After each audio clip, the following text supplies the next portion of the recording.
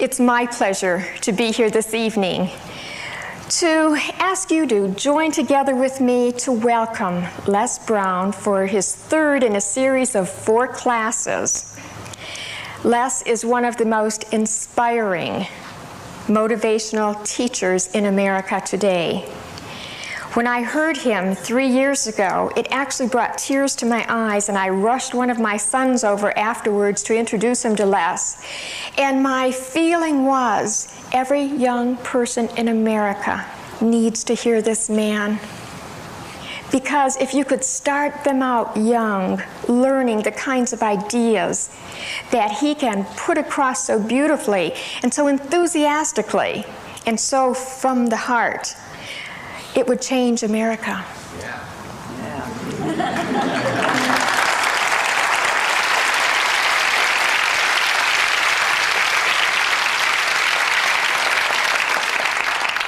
And I knew when he was here before, we'd be having him back again. You know how you just know some things? And so I'm just thrilled tonight to introduce to you Les Brown.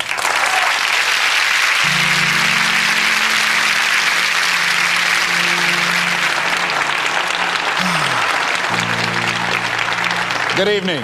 Good evening. How you doing? Great. I'll ask you how you doing. I want you to say better than good and better than most. How you doing? Better than good, better than most. I know that's right. And sometimes even better than that, right?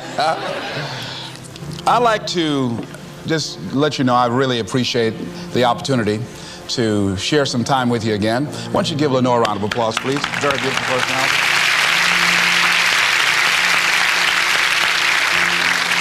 I'm very, very supportive of this ministry. I think that Jack Boland is ahead of his time, and the people here who show a level of concern in terms of empowering people and helping them to develop the skills that are necessary to navigate through some of the treacherous waters of life is something that's very much needed. This evening we're going to be looking at how to get unstuck. I think some of you know what I mean. Sometimes we have to ask ourselves, what's using my life? Heard a guy give a lecture one time that says, we are today what we were when. And he was talking about the fact that we, to a great extent, behave, think, react because of some previous experience that we've had. One of the things that we know about life is that it is always changing. Sometimes you're up, sometimes you're down. Sometimes things go real well, and sometimes they don't. Sometimes you're happy, and sometimes you're sad. Now that's that thing called life. And when we begin to understand and know that, accepting that reality that we will never ever have things just on an even keel all the time, that you're going to have some ups and you're going to have some downs, but during those down moments, that's where the growth takes place. That's where the work is. See, anybody can feel good when they have their health, their bills are paid, they have happy relationships, the children are acting normal, business is successful. Anybody could be positive then. Anybody can have a larger vision then. Anybody can have faith under those kinds of circumstances. Am I correct? See, but the real challenge of growth, mentally, emotionally, and spiritually, comes when you get knocked down. Somebody said that adversity introduces a man to himself or a woman. How you handle it, that's where the growth takes place. When I was facing some challenges, I had a guy say something to me, and I suggest this is one of the first things that you want to do when you're facing a challenge. You want to get unstuck. Evaluate where you are. Look at it, assess yourself. Assess yourself and assess the situation. What brought you there? What role did you play? Earl Nightingale had a saying I like. He said, all of us are self-made, but only the successful will admit it.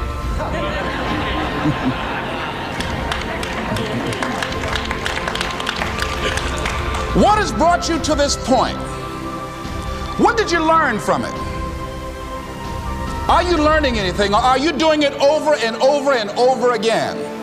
Somebody said that insanity is doing the same thing in the same way, expecting a different outcome.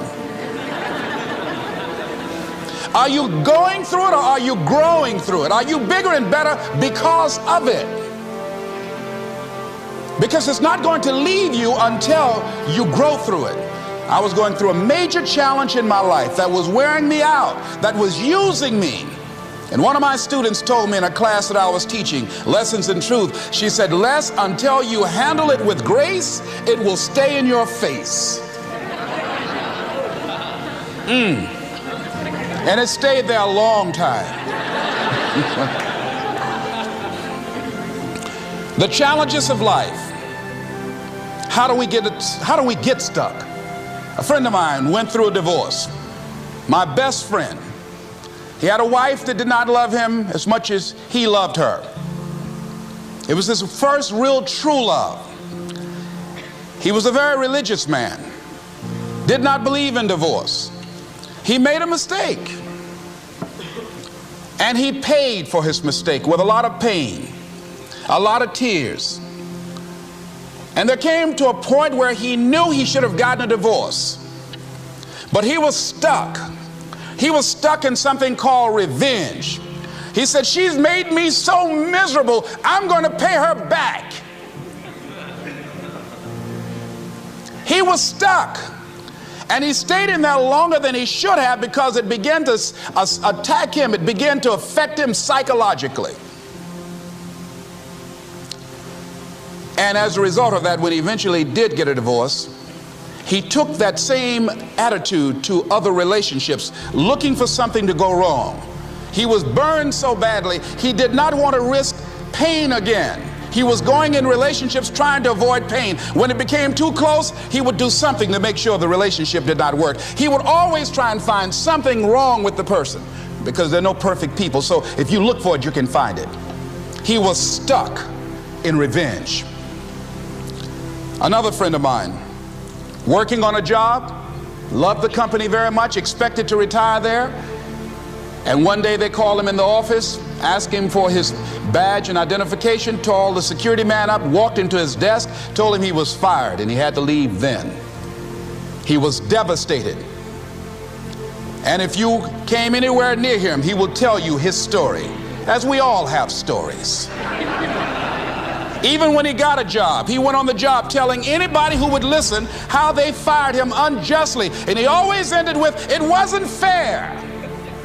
Life isn't fair. Life just is. It's not fair that birds eat worms, and they do. So we can't even deal with what's fair. But he's stuck in the fact that it's not fair. I don't deserve that. They were wrong. I used to be a state legislator in Columbus, Ohio. During the break, we used to go out on the front lawn of the Ohio legislature, at the Capitol there, and observe people as they came by. There was one particular person that all of us knew. The children, adults, everybody used to pick at him when he came by. We called him Chicken Man. He had a feather in his hat. He had a toy chicken on top of his car that he would drive around the area in downtown, blinking his lights and occasionally blowing his horn. When he got out of his car, he would walk downtown with a baby carriage with two little baby dolls in there and a picture of a woman. And when you say something to him or came near him, you would hear him making the sounds of a chicken. All of us used to laugh at Chicken Man. We didn't know Chicken Man's story. Chicken Man woke up one morning around 3 a.m. and his house was on fire. He panicked and he got out of the window and left quickly, only to get outside to hear his children and his wife screaming for help. He ran back to the door to go in to save them, and the flames were too hot, too awesome. He tried to get in, he couldn't get in. He was desperate, frantic. Pretty soon the cries stopped. They perished in the fire. His brother-in-law came, found out that his sister had died and his nieces in the fire, grabbed Chicken Man and started beating him. You chicken, why did you save my sister? You're chicken, you're chicken. When the people pulled him off Chicken Man, they picked him up and said, are you all right? And Chicken Man looked at him and he started making the sounds of a chicken. he never ever overcame that tragedy. He was stuck from that experience.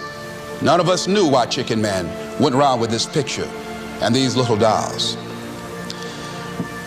I remember when I was stuck in anger for a long time, when I made a commitment to my adopted mother that I was going to purchase her a home. I'll never forget the experience of working real hard to get the money for the down payment. Someone had told me of a beautiful home in an exclusive area of Miami. I went to see it, took my mother there, and she said, yes, I want it. It was on the water. We went to the closing. My attorney said, Les, have you had a title search?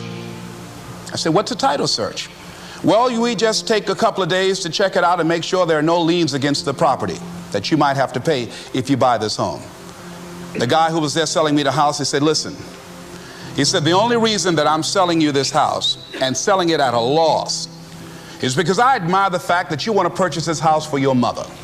I have another guy who will give me substantially more money, but I like you. And I've got to get back to Philadelphia. Now, if we cannot consummate this deal now, then the deal is off.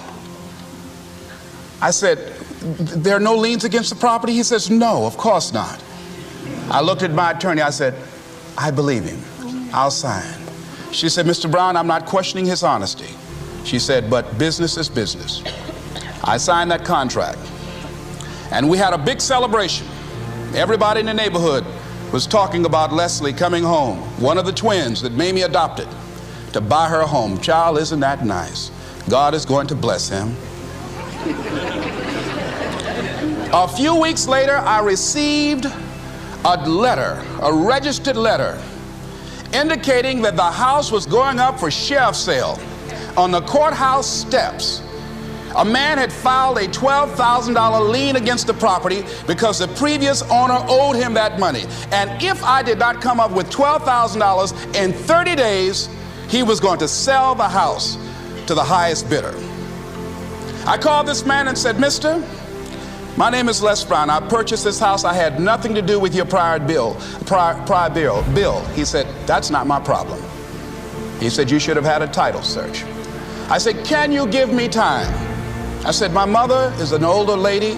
She has a bad heart. And I said, please. I said, if you just give me the time, I don't know how I'm going to do it with the house note and everything else, but I think I can pay you at least $2,000 a month, and within 6 months, somehow I will pay you your money. He said, no, I want it all in 30 days or you get out. I did everything I could, racked my mind thinking about how I could get $12,000 because I took everything I could to get the money just for the down payment and the closing. I finally had to face the reality that I wasn't going to be able to do it. I was up around 2 o'clock in the morning, walking back and forth, thinking, how was I going to tell my mother this? My children were there in the room sleeping all night long. I agonized over this. I lost over 23 pounds. Pretty soon I went in the room where my mother was sleeping. And I said, Mama, I got down on my knees by the bed. I said, Mama, I got to talk to you. And she said, what's wrong? I said, Mama, I said, we got to get out the house. I said, in my haste to buy the house, I made a mistake. She said, that's all right, baby. I didn't like this house anyhow.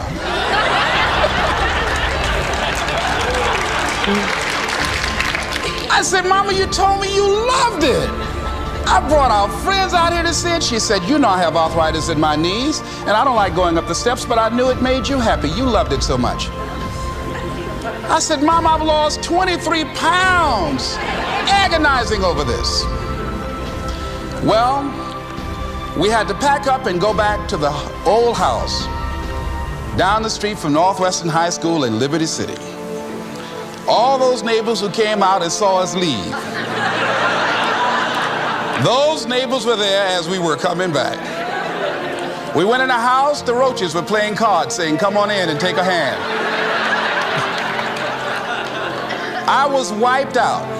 I was embarrassed and humiliated. Words cannot encompass the symbolism of what I felt. I remember when I was unloading the furniture and I began to cry. My sister came by. You know you didn't have any money to buy no house, Mr. Big Time. hadn't given me a quarter. You know mama got a bad heart now, y'all, back where you belong. As I was crying and my head down, taking furniture in, my mama said, hold your head up. I said, Mama, I just feel so bad about this, Mama. She said, hold your head up and dry your tears. You have nothing to be ashamed of. And I did, as we unloaded that furniture in that house. For several weeks, I was numb. I was immobilized with anger. If I had seen that guy, I was thinking about flying to Philadelphia. I had all kind of dreams about him. And I didn't want to hit this guy here. Hitting would have been too good for him. I just wanted to just grab him and just bite him. I just made him found him. They say, well, we found this guy just chewing on him. Beating would have been too good for him. I'd have just bit him every time he... I'd have been like a Doberman Pinscher. Yeah? God would have said, I thought I made everything, but I don't know where this came from. I was reading a book on forgiveness. And they had a line in there that says, forgive and grow. I had to let that luggage go. You see, your mind is, you know, when you go into a service station to get gas, you don't go in there and just start pumping. When you push the lever up, it clears the previous bill. By the same token, if you want to begin to move, you've got to clear your mind of all the unnecessary luggage and baggage that's weighing us down. I couldn't move, I couldn't think about what am I going to do to get out of this situation, because I was so concerned about what happened and what he did to me and how bad it was. I was so stuck in that I couldn't even focus on what I should have done. Feeling sorry for myself and angry, and none of that was taking me anywhere. So pretty soon I learned through effort, made a conscious, deliberate, determined effort. I had to let it go. I had to forgive it. Let it go and begin to focus on developing myself. And I say to you, you're going to have people to do things to you. Things are going to happen to you. And the most important thing to do is to harness your will and let it go and move so you can grow, so you can get on with your life. It doesn't matter about what happens to you. What matters is, what are you going to do about it? What are you going to do now, Les? Huh? How long are you going to tell everybody at the bus stop and anybody who would stand and listen to you? How long are you going to repeat the same thing over and over and over and over and over again? How many times do we have to hear that? Don't go around telling people what your story is. Everybody has a story. 80% don't care and 20% glad it's you.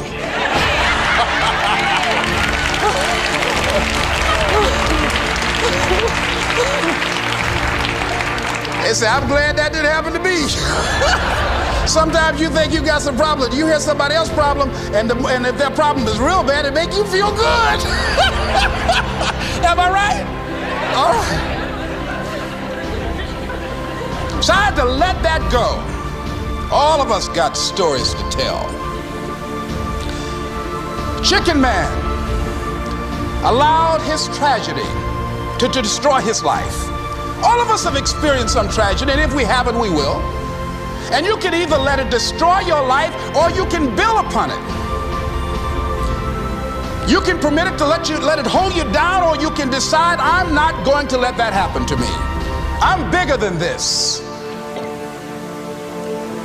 Make a declaration to yourself. Declare all-out war that you're going to get out of this rut. I don't care how good you are. I don't care how talented you are. I don't care how much you work on yourself. There are some times when things aren't going to go right. They just are not going to go right. There are times when anything that can happen will happen. Murphy's Law will be knocking at your door. Why? I don't know why. That's called life. And you have to deal with it. Sometimes your life will be in a slump, just like sports. Some of the best shooters can't hit baskets different times in games. They get in a slump. Do they sit on the sideline and say, you know, I just didn't hit a basket today? No, they continue to execute. I suggest to you that if you are facing a challenge, don't stop. Stay busy. Work your plan. Continue to do those things that you know that work for you after you have evaluated yourself in the situation. Continue to move. Stay busy, stay busy, stay busy. Repeat out to me. Help somebody. And help yourself. Because what you give is what you get. Find somebody that you can help so you can forget about you for a moment. See, sometimes the best thing to do is to be. Sometimes you have to just back up and go within yourself. A bow and arrow, you can't take a bow and just push it out an arrow. You just can't push the arrow out. You have to pull it back and then release it. Sometimes you have to back up and go within and pray and meditate and recharge your batteries. Go away, clear your head, and then come back and look at it from a different vantage point. Don't operate while you're under the spell or the effect of what's going on. Next thing is that you've got to activate the thinker in you.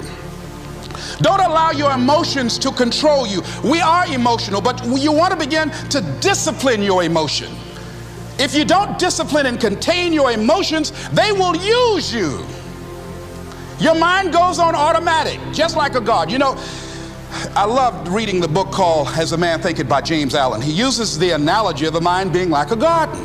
You know, weeds don't have to have any encouragement to grow. You don't have to water them. They don't have to get sunshine. They don't have to have fertile ground. They will grow through the cracks of a sidewalk. Am I right? But if you want to grow orchids or roses or any kind of exotic flowers, there are special processes and procedures you must go through. Well, by the same token, you don't have to force yourself or motivate yourself to think negatively, to be depressed, to hate somebody, to want revenge, to want to get back at somebody, to beat yourself up over the head, to feel loaded with guilt. You don't have to make any effort to do that. Your mind is on automatic. It will do that by itself. But if you want to begin to move into your own personal greatness, if you want to begin to really enjoy a happy, successful, healthy life, you've got to be willing to go against the tide. You've got to be willing to harness your will and say, in spite of this, I'm in control here. I'm not going to let this get me down. I'm not going to let this destroy me. I'm coming back, and I'll be stronger and better because of it. You have got to make a declaration that this is what you stand for. You're standing up for your dreams. You're standing up for peace of mind. You're standing up for health. You want it, and you're going to go all out to have it.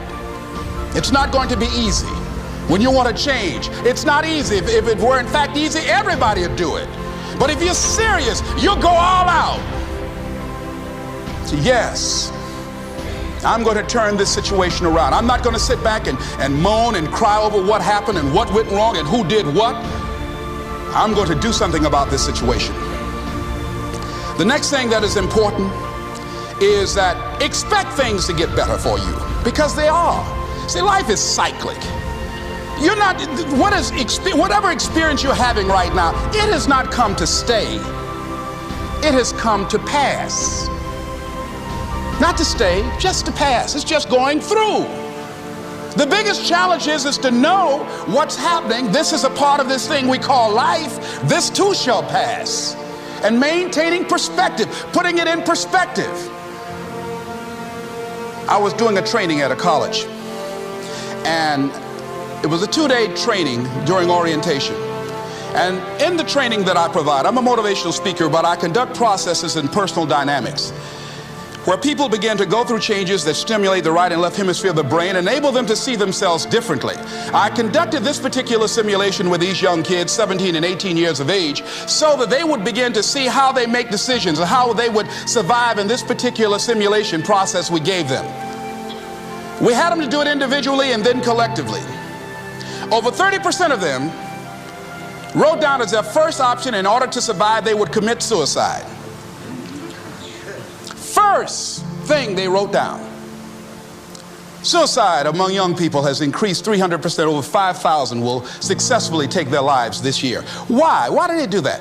I said, I was so shocked. I said, what do you mean?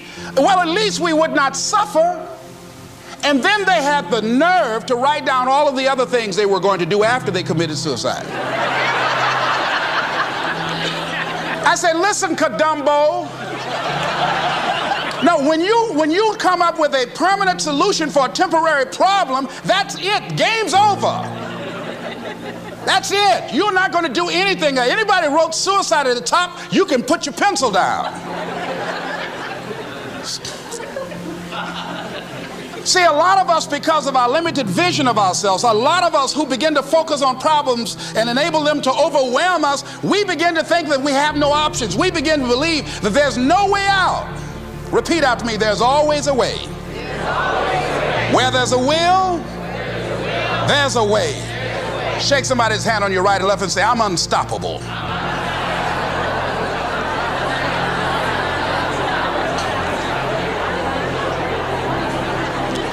You've got to make those kind of declarations to yourself.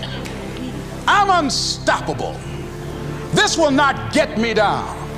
And if I get knocked down, I'm going to be like Leo Pascal. You said you're going to have some low moments in life, but when you do, you will have high lows when you work on yourself. What are some of those things that you can do during this period of time? Go for walks. Do some things for you. Just go for a stroll so you can engage in some reflective thinking on life, on yourself, looking and enjoying the universe, smelling the roses along the way. Listen to upbeat music, music that inspires you. I have oldie but goodies. I have strategies that I engage in to recharge my batteries. I'm preparing for that because I know things are going to happen that I cannot anticipate. A very good friend of mine died the other day. I had a program for myself. I have books that I read that inspire me, tapes that I listen to that fire me up. Because you're going to have sometimes low moments when you won't want to get out of bed. You just want to stay there. There are times you won't want to come out the house. There are times you'll be feeling bad and don't know why. What's wrong? I don't know. Just leave me alone. Why did that happen? I don't know. It's called life.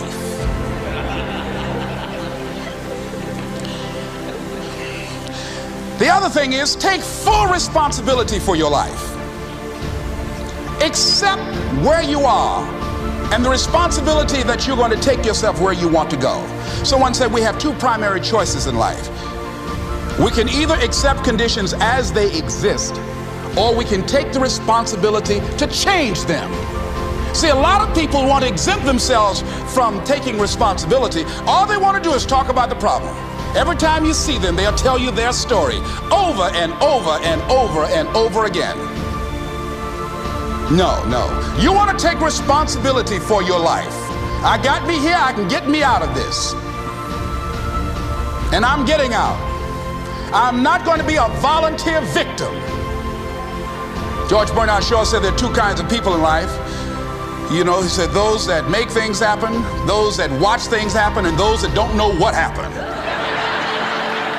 And he said the people that get along in this life look around for the circumstances that they want, and if they can't find them, they make them. They create them. So part of beginning to get unstuck, you've got to decide that the behavior pattern that you have adopted doesn't work for you. You've got to change your strategies, and changing your strategy means reinventing your life. Recreating you, and you have the power to do that. You can decide that you're going to change, that you're not going to be a wimp. You can decide that you're going to stand up to life. You can decide that I'm going to live each day as if it were my last. You have the power to make that decision. You can decide I'm going to work on myself and develop myself. I'm going to empower me. And all of these things that are happening to me right now, they're just temporary inconveniences. They're not stronger than I am. I'm in charge here. Next thing is separate what you do from who you are. That's what the guilt trap is about. See, a lot of folk won't let you forget what you used to do or what you have done, what mistakes you've made. All of us have made some mistakes in life. All of us have done some things that if we had them to do over again, we wouldn't do it again. There are a lot of things that if I had it to do over again, if I knew then what I know now, I would have done it differently. Well, it didn't happen that way. And that's what you call life. I didn't do it like that. Oh, you don't want me to live that down? around, how you want to keep on putting that in my face about what I did. Guess what? I'm not interested. That's what I did then. Won't do it today, so you are picking on an innocent man. Hello.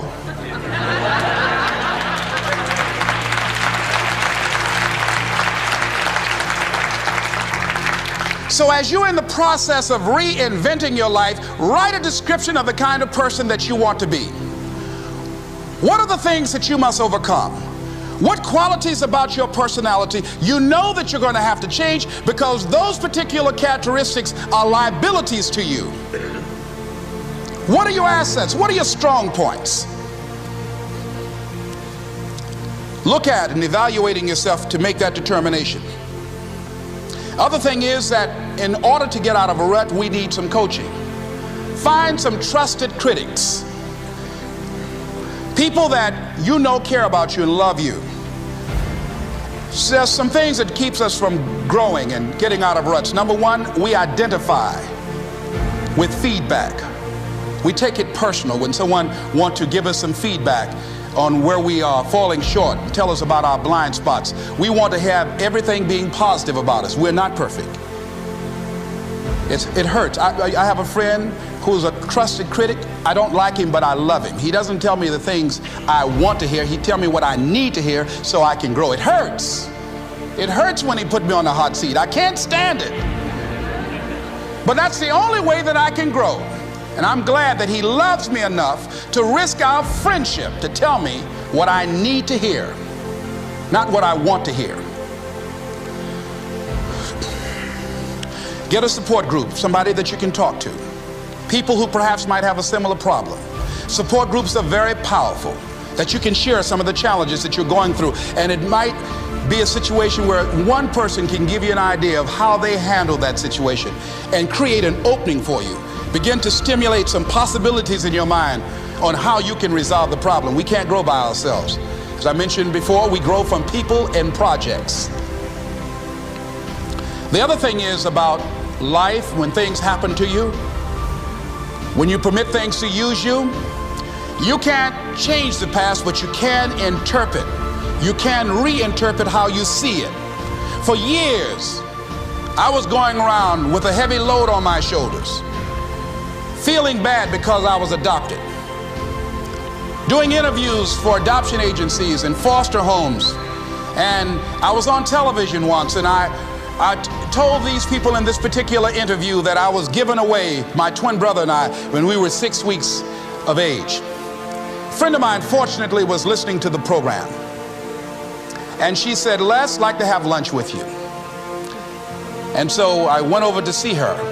She said, when a woman carries a baby for 9 months, feeling that life movement in her, it's automatic and natural for her to learn to love that baby, to expect it to come here when she bears the pain to bring it into the world. Your mother, Mamie Brown, when she came in to adopt you guys, she didn't go through that process. She looked at whoever your biological mother was and said, "I'll take her." You weren't given away less. You were chosen with love.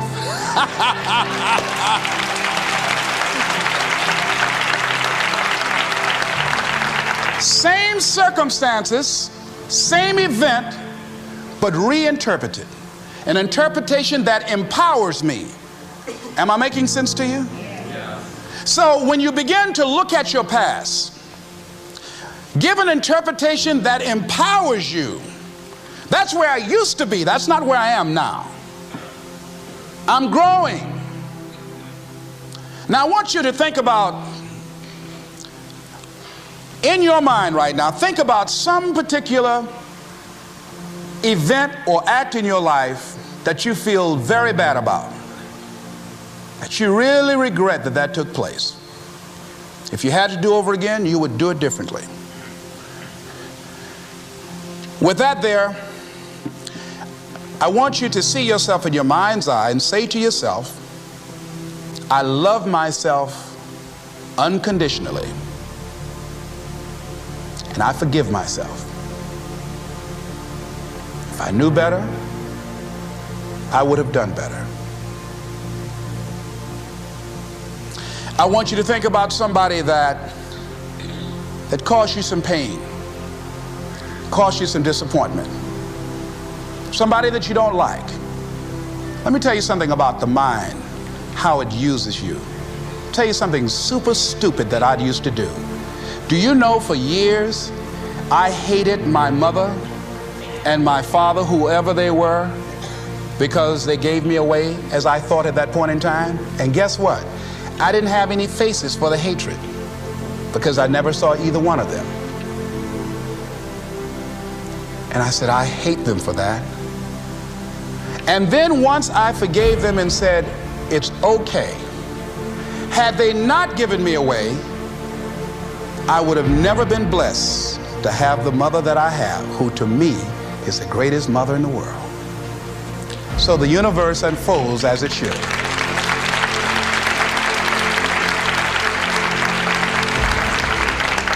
But when I went through this process, saying forgive them, I remember in my mind as I was trying to picture these people, I had two individuals in my mind standing there with no faces because I didn't know how they look. But I released that. I let that luggage go. Think about somebody that you've hurt, somebody that you've disappointed, either deliberately or inadvertently, or someone that has hurt you deliberately or inadvertently. Think about them, somebody that you really, when you think about them, the room turns red. Look at them in your mind's eye and say, I forgive you. I forgive you unconditionally. Whew, boy, that's a heavy load to let off. When I thought about that guy, I said, wait a minute, I can't, no, you don't know what this guy did. This was my mama. You don't know what we went through. My student said, Les, forgive, let it go. If you want to be forgiven, you better forgive somebody. None of us are perfect. All of us have made some mistakes. And it wasn't easy. It's not easy forgiving, am I right? It's hard. See, everybody won't forgive. They say, I forgive, but I don't forget now.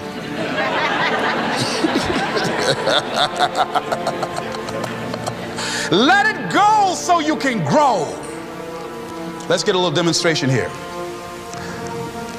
Throw it up on this side here, right? Demonstrate it like this. Let's go. I throw away negative thoughts. Revenge. Guilt. Anything that's been holding me back. Now with that right hand, let's bring something in. I bring in love. Peace of mind. Good relationships. Whole lot of money.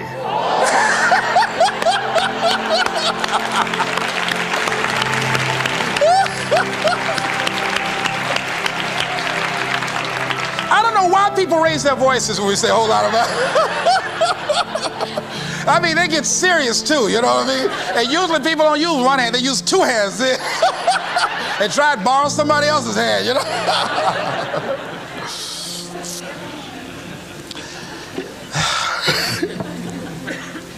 Reinterpreting our past. Understanding and knowing that we can move from where we are. That we can begin to design the kind of life that empowers us, that gives us happiness, that enable us to be on top of who we are. Knowing that as we begin to explore new horizons and new vistas in life, that as we begin to focus on developing ourselves, as we begin to elevate ourselves and not to follow the crowd, activating the thinker in us and disciplining and putting on hold the emotional part of ourselves. It's not easy, but through practice and practice and practice. Practice makes what? Absolutely not. Dismantle that belief system. Practice makes improvement. You can always better your best. You can always go beyond anything that you have ever done. You'll never hit a state of perfection. You're always bigger than what you do. And so all you're looking for are new breakthroughs through practice and practice and practice. You'll get better and better and better. And there's still some things that will happen to you that will catch you on the blind side that you did not anticipate. You'll get knocked down, but you won't be knocked out. You'll be able to get to your feet again, be on the ropes, but you'll have a fast recovery rate when you work on yourself.